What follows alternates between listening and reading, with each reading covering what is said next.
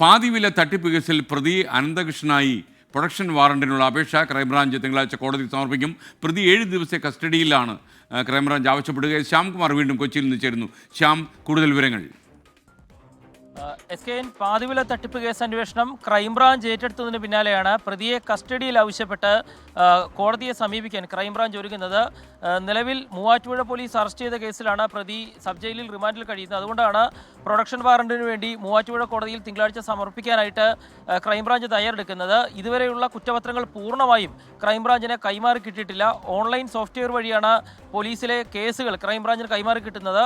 അതിലെ ചില കാലതാമസങ്ങളാണ് ഇപ്പോഴത്തെ ഈ കേസ് അന്വേഷണത്തിന് ചെറിയ താമസം ഉണ്ടാക്കിയിരിക്കുന്നത്. ഈ കേസിലെ ഏറ്റവും പ്രധാനപ്പെട്ട കാര്യം, കേസിൽ ആളുകളുടെ കയ്യിൽ നിന്ന് പണം വാങ്ങിയ ശേഷം അത് തിരികെ കൊടുക്കാത്ത സംഘങ്ങൾക്കെതിരെ കേസെടുക്കുമെന്നും അവരെ കേസിൽ പ്രതിയാക്കാനുമാണ് ക്രൈംബ്രാഞ്ച് തീരുമാനിച്ചിരിക്കുന്നത്. ഏതായാലും ക്രൈംബ്രാഞ്ചിന്റെ കസ്റ്റഡിയിൽ പ്രതിയെ കിട്ടിയ ശേഷം കൂടുതൽ തെളിവെടുപ്പ് ഉൾപ്പെടെ നടത്താനാണ് ഉദ്യോഗസ്ഥർ തീരുമാനിച്ചിരിക്കുന്നത്. SKN